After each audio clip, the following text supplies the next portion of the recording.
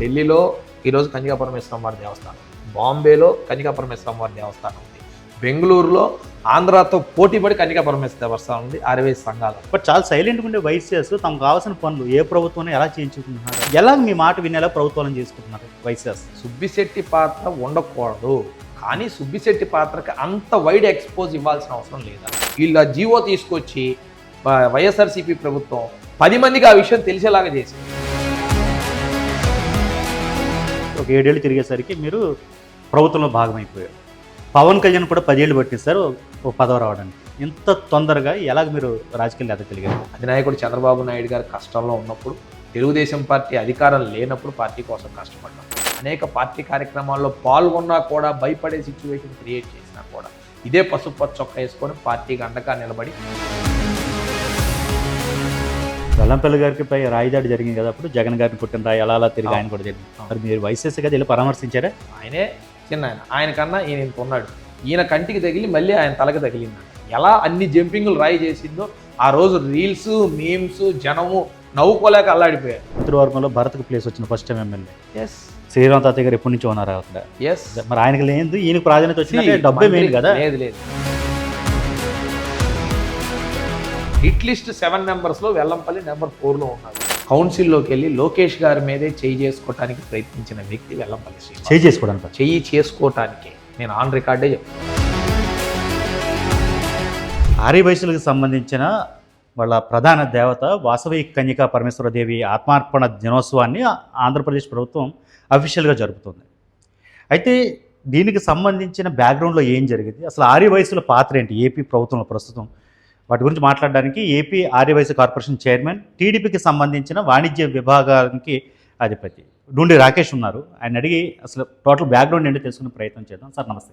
నమస్తే సార్. ఏంటి సార్ ఇంత సడన్గా ఇప్పుడు వాసవి కన్యకా పరమేశ్వర ఆత్మార్పణ దినోత్సవం ఎందుకు ఇంత ప్రభుత్వాన్ని మోటివ్ అయ్యేలా చేశారు? సడన్గా ఏం లేదండి, ఇది ఎన్డీఏ కూటమి ఏర్పడక ముందు నుంచే యువనేత నారా లోకేష్ గారి సారథ్యంలో మేము యువగలం పాదయాత్రలో నడుస్తూ ఉంటూ అనేక సామాజిక వర్గాల యొక్క సమస్యలు తెలుసుకుంటూ ముందుకెళ్తూ ఉన్నప్పుడు ఆర్యవైశ్య కుటుంబ సమస్యలు, ఆర్యవైశ్య కుటుంబకుల యొక్క ఆత్మీయ సమావేశాలు వివిధ ప్రాంతాల్లో నిర్వహించడం జరిగింది.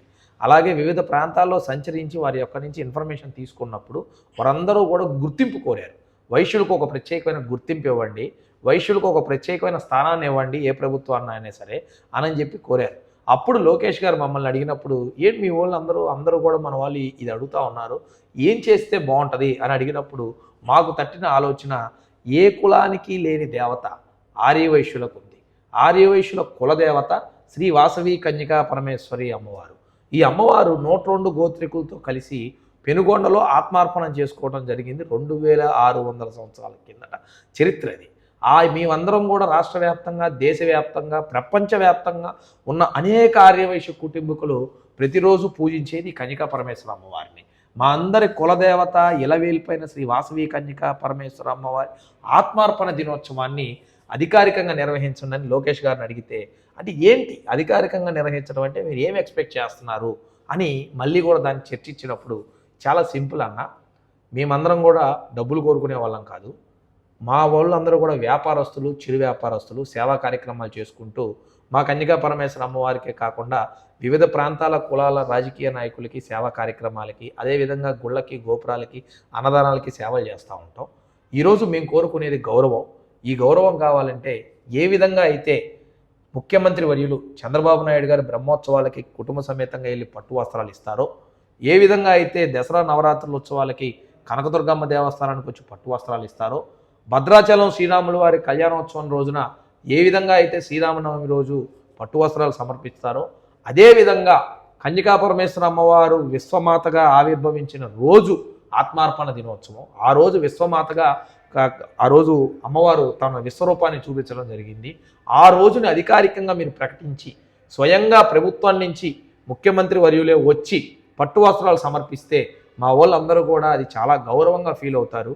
ఆ రోజున మిగిలిన రాష్ట్రంలో ఉన్న నలుమూలలో ఉన్న దేవాలయాలకు కనుక మన స్థానిక నాయకత్వం అలాగే ప్రభుత్వ అధికారులు కూడా వెళ్తే అందరూ కూడా ఆర్యవైశ్యులు మాకు ఇచ్చిన గౌరవంగా ఆనందంగా ఫీల్ అవుతారని మేము చెప్పటం, దాన్ని ఖచ్చితంగా చేస్తామని చంద్రబాబు నాయుడు గారు, పవన్ కళ్యాణ్ గారు హామీ ఇవ్వటం, ఇచ్చాం కదా మనకేదో 164 వచ్చినాయి కదా, అన్ని చేతులు దులుపుకోకుండా ప్రజల యొక్క మనసులో ఏదుందో తెలుసుకొని మేనిఫెస్టోలో పెట్టారు. పెట్టడం కాకుండా క్యాబినెట్లో చర్చించారు, అసెంబ్లీలో చర్చించారు, ఒక జీవో పాస్ చేశారు. జీవో ఇచ్చి ఏదో కమిటీ వేసి పంపించచ్చులే అని అనుకోకుండా స్వయంగా ముఖ్యమంత్రి నారా చంద్రబాబు నాయుడు గారే పంచె కట్టుకొని హెలికాప్టర్లో పెనుగొండ వచ్చి పట్టు వస్త్రాలు సమర్పించి అమ్మవారి ఆశీస్సులు తీసుకొని ఆర్యవైశ్యుల యొక్క కులం యొక్క గొప్పతనాన్ని గురించి ఆయన నోటితో ఆయన చెప్పి వెళ్ళటం జరిగింది. ఇది చాలామంది ఆర్యవైశ్యులు ఒక ప్రైడ్గా ఫీల్ అవుతూ ఉన్నారు, గౌరవంగా ఫీల్ అవుతూ ఉన్నారు. ఈరోజు మేము ఏదైతే కోరుకున్న రెస్పెక్ట్ ఏదైతే ఉందో ఈ ప్రభుత్వం మాకు ఆ రెస్పెక్ట్ ఇచ్చిందని ఫీల్ అవుతా ఉన్నారు. టోటల్ ఎంత ఉంటుంది సార్ మీ జనాభా ఆర్యవైశ్యుల జనాభా 6 to 7% ఉంటారండి.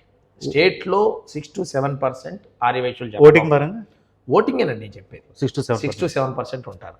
మీరు ఏ మున్సిపాలిటీస్ తీసుకోండి, ఏ టౌన్ ప్రాంతాలు తీసుకోండి, ముఖ్యంగా విజయవాడలోని 3 నియోజకవర్గాలు తీస్తే ఈ 3 నియోజకవర్గాల్లో 1,00,000 ఓట్ బ్యాంక్ వైశ్యులతో. ఇప్పుడు ఆర్య వైశ్య ఒకటేనా, మళ్ళీ ఏమైనా డిఫరెన్సెస్? మీరు అడిగింది ఒకటి. ఆర్య వైశ్య 2 ఒకటే.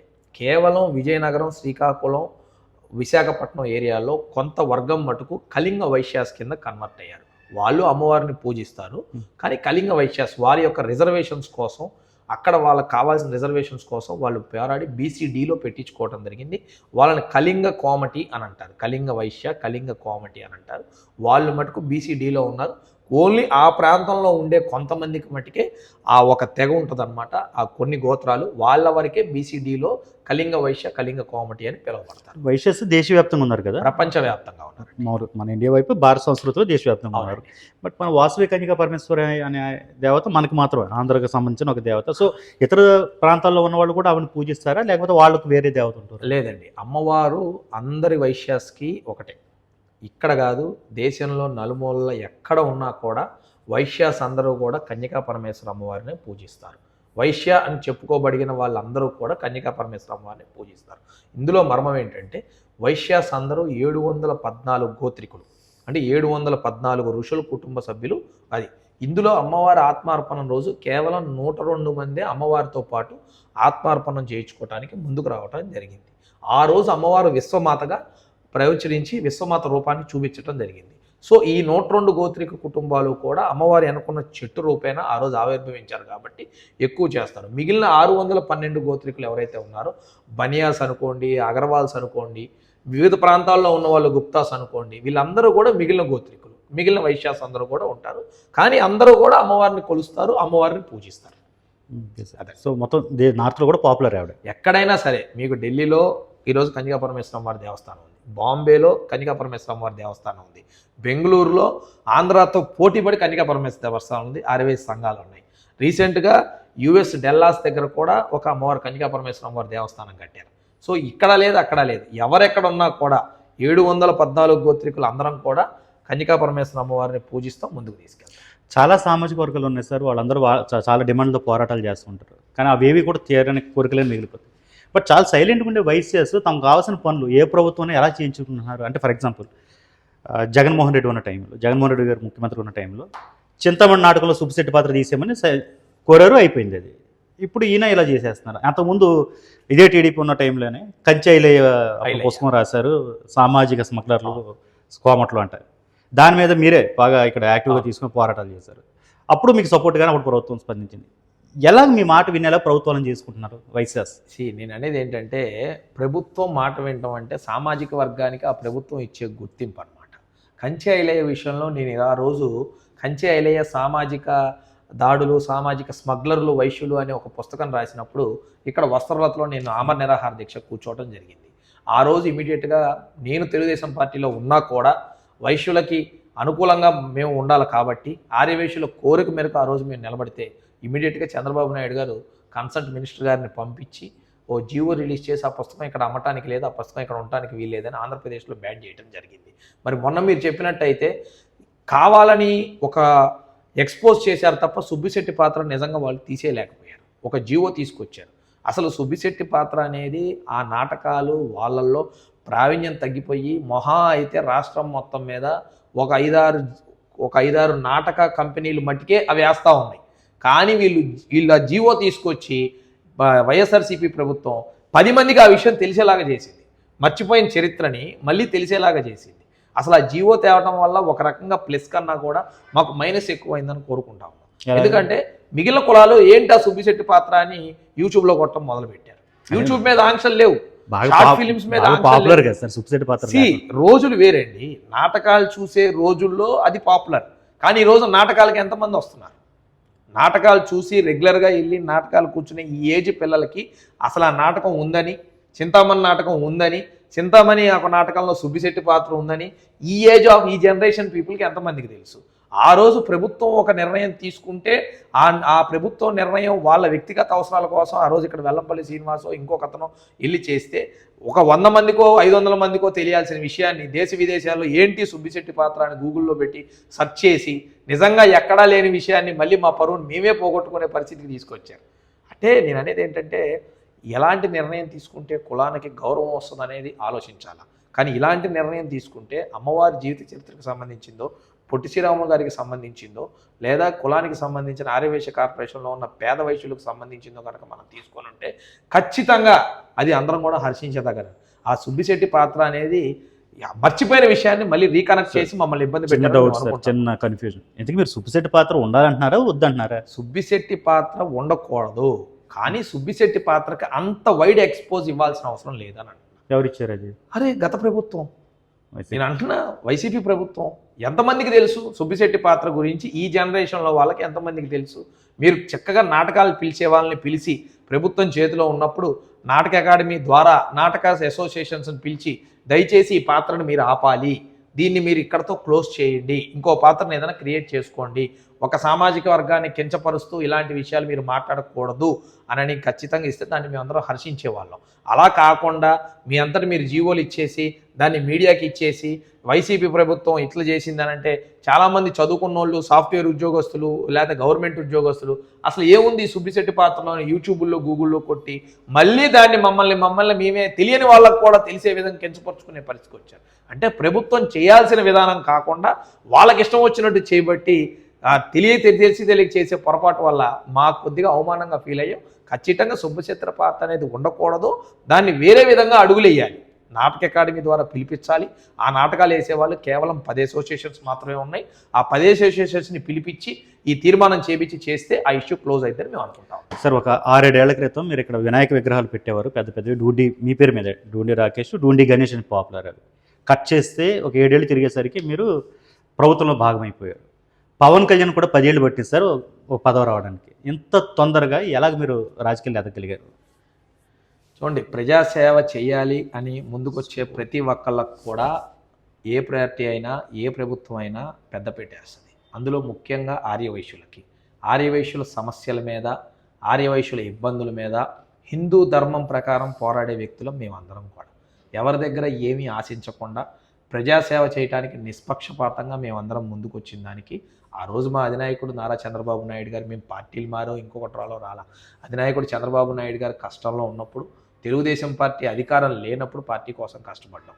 గతంలో మీరు చెప్పినట్టు మేము డూండి వినాయకుడు పెట్టినప్పుడు కూడా తెలుగుదేశం పార్టీలోనే ఉన్నాం. 5 సంవత్సరాలు ఇబ్బందులకు గురి చేసి అనేక కార్యక్రమాలు పెట్టినా, అనేక పార్టీ కార్యక్రమాల్లో పాల్గొన్నా కూడా భయపడే సిచ్యువేషన్ క్రియేట్ చేసినా కూడా ఇదే పసుపు చొక్కా వేసుకొని పార్టీకి అండగా నిలబడి పార్టీకి వైశ్యుల ఓట్ బ్యాంక్ని, వ్యాపారస్తుల ఓట్ బ్యాంక్ని దగ్గరయ్యే పరిస్థితిని చేసాం. అదే ఈరోజు మాకు గుర్తింపు తెచ్చిందని మేము భావిస్తాం. రెండోది, అప్పట్లో 2019లో ప్రభుత్వం ఓడిపోయిన తర్వాత టీడీపీకి సంబంధించిన పెద్ద నాయకులు కూడా బయటకు వచ్చి మాట్లాడడానికి భయపడిన పరిస్థితి. అలాంటి టైంలో కొంతమంది మాత్రమే ధైర్యం చేసి బయటకు వచ్చేవారు. మాజీ మంత్రి జవహర్ కావచ్చు, బుద్ధ వెంకన్న గారు, మీరు, ఇలాంటి వాళ్ళందరూ. సో బెదిరింపులు ఏమైనా వచ్చేసారు ఆ టైంలో మీకు? బెదిరింపులు చాలా వచ్చాయండి. అర్ధరాత్రులు తలుపు కొట్టాలు, ఇంటికి మనుషులను పంపించటాలు, రెక్కీలు నిర్వహించటాలు, ఇలా రకరకాలుగా ఫైనాన్షియల్గా ఎవరైతే మాకు వ్యాపారాల్లో భాగస్వాములు ఉన్న వాళ్ళని, మాకు అద్దెలకి ఇచ్చిన వాళ్ళని, ఇలా మాకు ఎన్నో రకాలుగా సత్సంబంధాలు ఉన్న వాళ్ళని కూడా మాతో రిలేషన్షిప్ మెయింటైన్ చేయకుండా చేయాల్సిన ఎన్ని చేయాలో అన్ని రకాలుగా చేశారు. అయినా ఏ రోజు కూడా మేము భయపడలేదు, వెనకడికి వేయలేదు.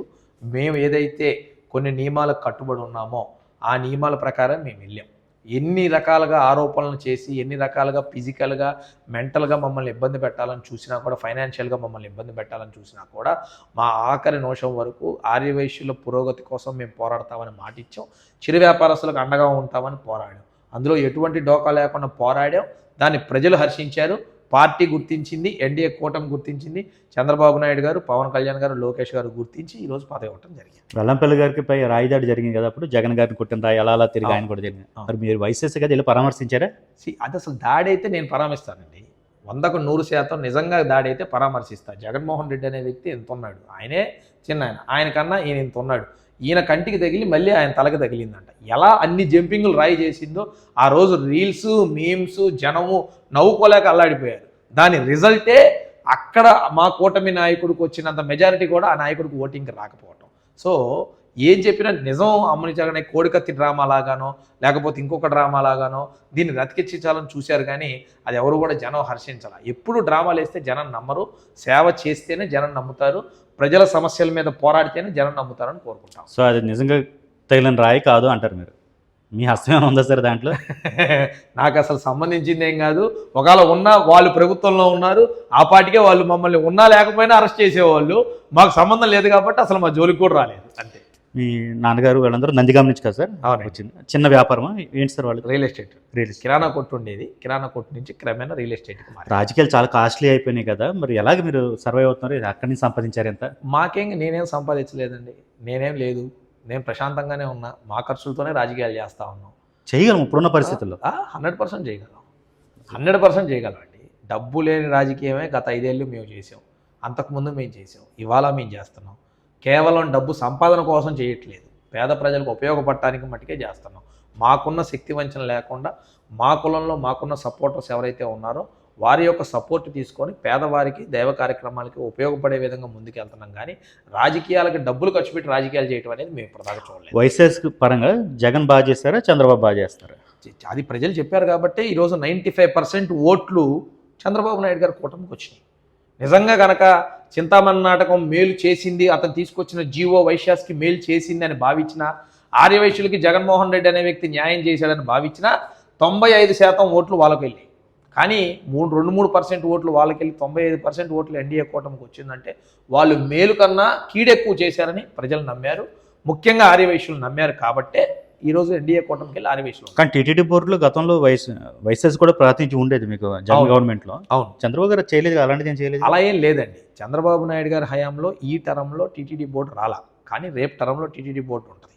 దానికి కొన్ని స్టాటిస్టిక్స్ విషయంలో మిస్ అయ్యారు, ఆ స్థాయి నాయకుల్ని బయటికి తీసి చేయడంలో మిస్ అయ్యారు. వాళ్ళు దాన్ని ఎక్స్పోజ్ చేయకుండా ఇష్టం వచ్చినట్టు బోర్డు మెంబర్లు ఇచ్చి రైట్ లేని బోర్డు మెంబర్లు ఇచ్చారు. వాళ్ళకి కనీసం లెటర్ ఇచ్చే అధికారం కూడా లేదు. ఇక్కడే గుంటూరుకు సంబంధించి ఒకళ్ళగా బోర్డు మెంబర్ వేశారు, అతను ఛాంబర్ ఆఫ్ కామర్స్లో కూడా ఉన్నాడు. అతనికి ఏ రోజు కనీసం జీవో నుంచి కోర్టుకు వెళ్ళి స్టే తీసుకొచ్చి ఆగిన పరిస్థితి. అలాంటి ప్రాధాన్యత లేని విషయాలు చేశారు. నిజంగా వాళ్ళు ప్రాధాన్యత ఇవ్వటాలు చేయాలంటే ఒక రకంగా దాన్ని ఒక మెకానిజం చేయాలి. ఆ మెకానిజం చేసి ఆ క్యాలిక్యులేషన్స్ ప్రకారం జీవోలో పెట్టి బయటికి తీసుకురావాలి. ఉత్తితి జీవోలు తీసుకొచ్చి మేము గవర్నమెంట్లో ఉన్నాం కదా అని చెప్పి ఉత్తితి జీవోలు పాస్ చేస్తే ఇలానే మా వాళ్ళు ఇబ్బంది పడాల్సి వస్తుంది. అలాగే మా ఆర్యవైశ్య కార్పొరేషన్ ఉంది, ఇవాళ వరకు మొన్నటి వరకు కుర్చీ కూడా లేదు. మేము కార్పొరేషన్కి వచ్చిన తర్వాత దానికి ఒక కార్యాలయం, దానికి ఒక ఎండి, దానికి ఒక మేనేజరు, దానికి ఒక ఆఫీస్ రూము ఏర్పాటు చేయడం జరిగింది. రేపటి రోజున సబ్సిడీ రుణాలు పెట్టి 30 కోట్ల రూపాయలు ఈ మార్చి లోపు శాంక్షన్ చేయడం జరిగింది. సబ్సిడీ రుణాలు 146 ఫీల్డ్స్లో సబ్సిడీ రుణాలు అనౌన్స్ చేస్తారు. అసలు డబ్బులు ఉన్నాయి సార్ కార్పొరేషన్? 30 కోట్ల రూపాయల నిధులు రేపు మార్చి లోపు మేము ప్రజలకు అందజేస్తా ఉన్నాం. వివిధ కార్పొరేషన్ల ద్వారా రుణాలు ఇస్తున్నాం. దానిలో వైశ్య కార్పొరేషన్ ద్వారా 30 కోట్ల రూపాయలు 29.92 లక్షలు రేపు మార్చి లోపు వాళ్ళ సబ్సిడీ రుణాలు అప్లై చేసుకోమని చెప్పడం జరిగింది.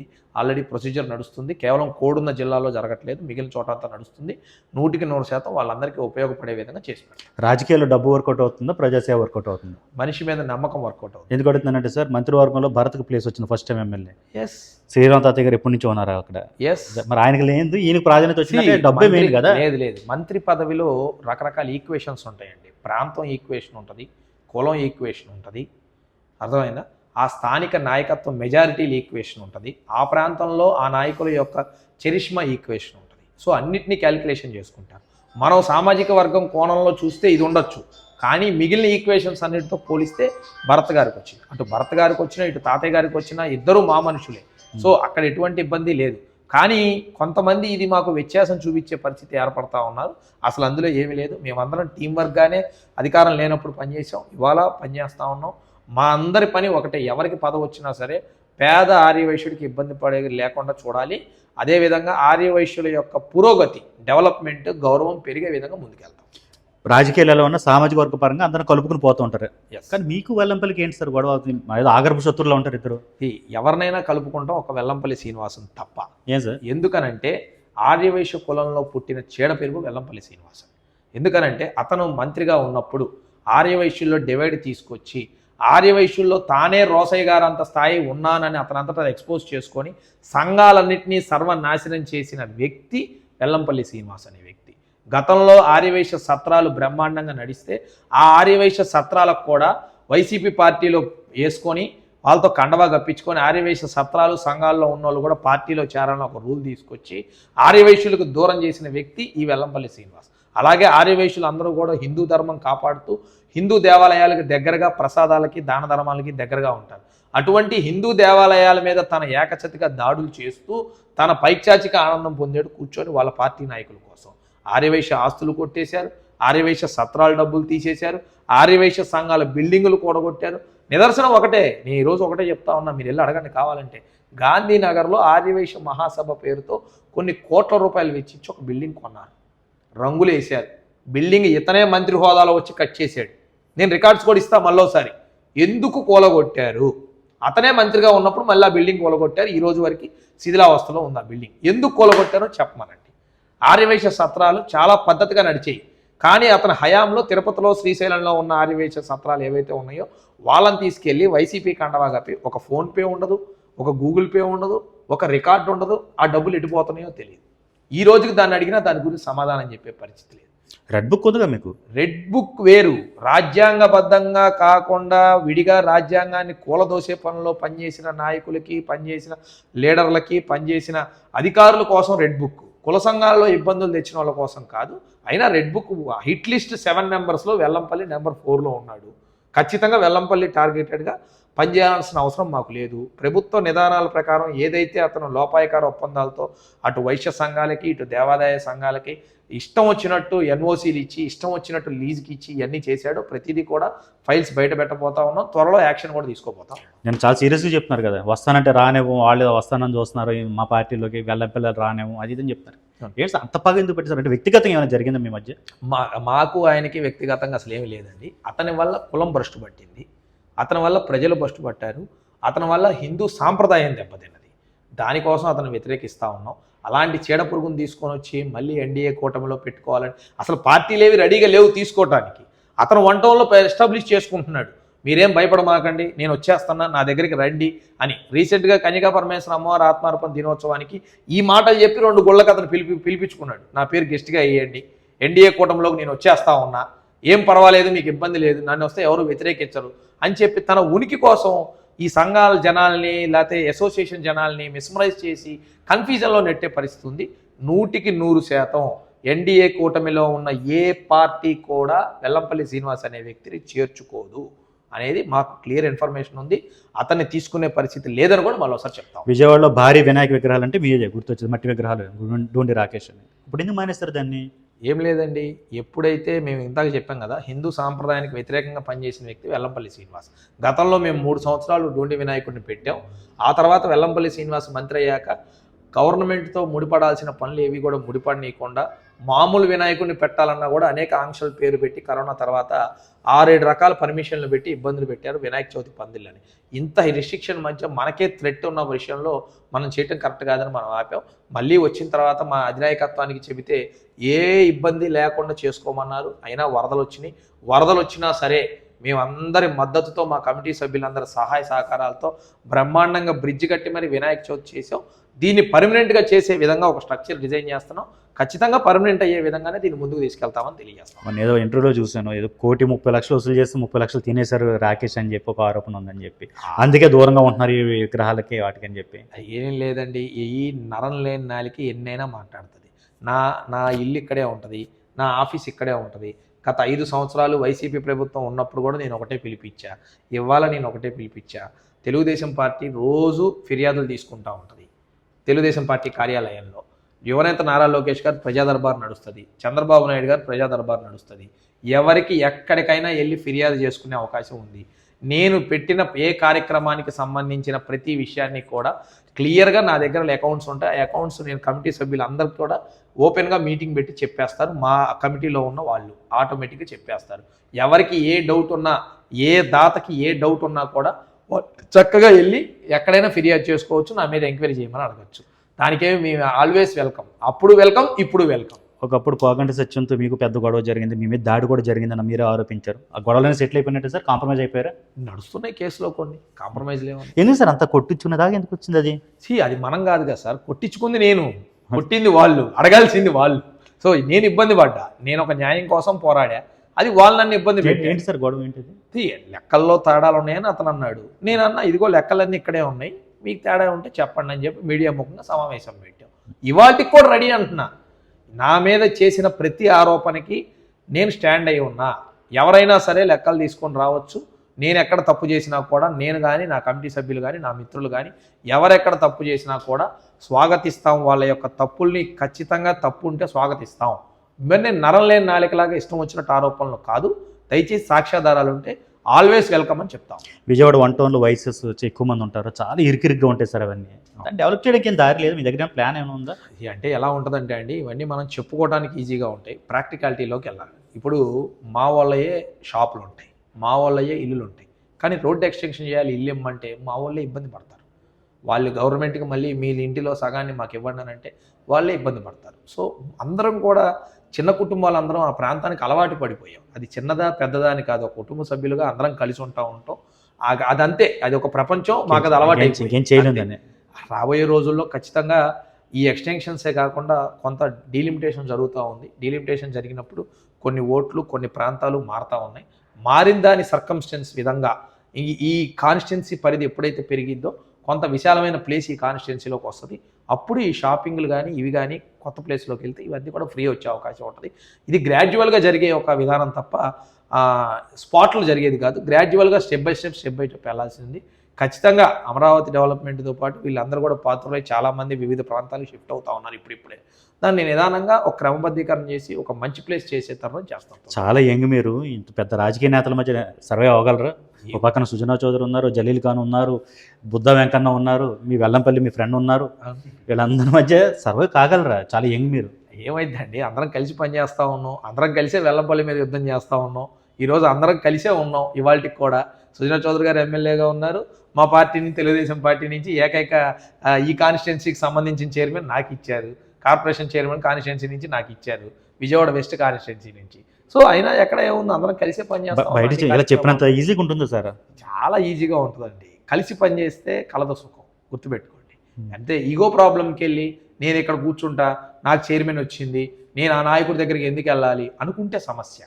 నేను వాళ్ళ దగ్గరికి వెళ్ళినప్పుడు వాళ్ళు నా గురువులు లాంటి వాళ్ళు, నాకు సహకరించి నేను ఇక్కడ దాకా రావడానికి ఈ ప్రాంతంలోని ప్రతి ఒక్క నాయకుడు నాకు సహకరించారు. ఆ నాయకుల దగ్గరికి వెళ్ళి కూర్చోవడం వల్ల మాకేం ప్రాబ్లం కాదు. ఒకళ్ళ దగ్గరికి ఒకళ్ళు వెళ్ళడానికి ఈగో ఫీల్ అవుతే తప్పు అది. సో నేను వెళ్తా కాబట్టి నాకు ఎక్కడ సమస్యలు లేవు. నేను ఏ కార్యక్రమం పెట్టినా, నా కార్యాలయం ఓపెనింగ్కి అందరూ వచ్చారు, నా ప్రమాణ స్వీకారానికి వచ్చారు. సో ఎక్కడికి వెళ్ళినా మన వాళ్ళందరూ అవకాశం ఉన్నంత వరకు వస్తూనే ఉన్నారు. సో నాకే ఇబ్బంది కలగట్లా. కలుపుకోలేని వాళ్ళకి ఇబ్బంది ఉంటుంది తప్ప నాలా కలుపుకొని పోయేవాడికి ఎటువంటి ఇబ్బంది ఉండదని చెప్తాం. ఎవరితో క్లోజ్గా ఉంటారు సార్? చంద్రబాబు గారా, లోకేష్ గారు? లోకేష్ గారు. ఎందుకంటే యువగలం పాదయాత్రలో పనిచేస్తున్నాం. అలాగే అనుబంధ సంఘాల అధ్యక్షుడిగా నేను ఉన్నప్పుడు వాణిజ్య విభాగానికి అనుబంధ సంఘాలన్నిటికీ కోఆర్డినేటర్గా లోకేష్ గారు ఉన్నారు. ఆ రోజు నుంచి లోకేష్ గారితో ప్రయాణం చేస్తూ ఉన్నాం. సో ఆయనతోనే ఏజ్ రీత్యా కానీ, సన్నిహిత రీత్యా కానీ, కలిసి తిరిగిన రీత్యా కానీ ఆయనతోనే. పవన్ కలిసారు సార్ ఎప్పుడన్నా? పవన్ కళ్యాణ్ లేదండి, కలవలేదు. ఆ టైం కలవలేదు, నేనేం కలవలేదండి. ఇంకా అయ్యా లేదు. ఒక్కసారి పొట్టి శ్రీరాములు గారి కార్యక్రమానికి వచ్చినప్పుడు ఓ 2 నిమిషాలు మాట్లాడాను. జస్ట్ విష్ చేశారు. ఇచ్చేసి ఇక్కడ మన 1 టౌన్లో జరిగింది. పొట్టి శ్రీరాములు గారి కార్యక్రమం ఏర్పాటు చేసి పెద్ద ఆయన పవన్ కళ్యాణ్ గారు ఇద్దరు వచ్చారు. అప్పుడు ఒక 2 నిమిషాలు మాట్లాడటం జరిగింది. లోకేష్ డిప్యూటీ సీఎం డిమాండ్లో మీరు ఉన్నారా? పార్టీ నిర్ణయిస్తుందండి.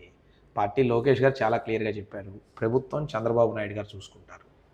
పార్టీ ప్రక్షాళన చేసి యువతకు అవకాశాలు ఇచ్చి ఒక కొత్త తరాన్ని ఎంకరేజ్ చేసుకుంటూ ముందుకెళ్లే బాధ్యత ఇద్దరం కలిసి చూసుకుంటామని చెప్పి చాలా క్లియర్గా చెప్పారు. అది రాజకీయం. చంద్రబాబు నాయుడు గారు ఒక అడ్మినిస్ట్రేటర్గా, ఆయన ప్రపంచాన్ని మొత్తం తెలిసిన వ్యక్తిగా, దేశ రాజకీయాల మీద పట్టున్న వ్యక్తిగా, రాష్ట్ర ప్రాంతం మీద పట్టున్న వ్యక్తిగా ఆయన ఏ పార్టీలో ఏం చేస్తే కరెక్ట్ అనేది చంద్రబాబు నాయుడు గారు నిర్ణయం తీసుకుంటారు. మిగిలిన విషయాలన్నీ పవన్ కళ్యాణ్ గారు హ్యాపీగా మొన్న కూడా స్టేట్మెంట్ ఇచ్చారు. అలాంటి విషయాలు ఏవి మనం మాట్లాడాల్సిన అవసరం లేదు. ఎవరో కొంతమంది కావాలని మాట్లాడుతున్నారని. ఏది నిజంగా పార్టీ స్టాండ్ అయితే వేరుగా ఉంటుంది. ఎవరో ఒక వ్యక్తి స్వలాభం కోసం లోకేష్ గారిని ఇందులోకి లాగటం అనేది అయితే కరెక్ట్ కాదు.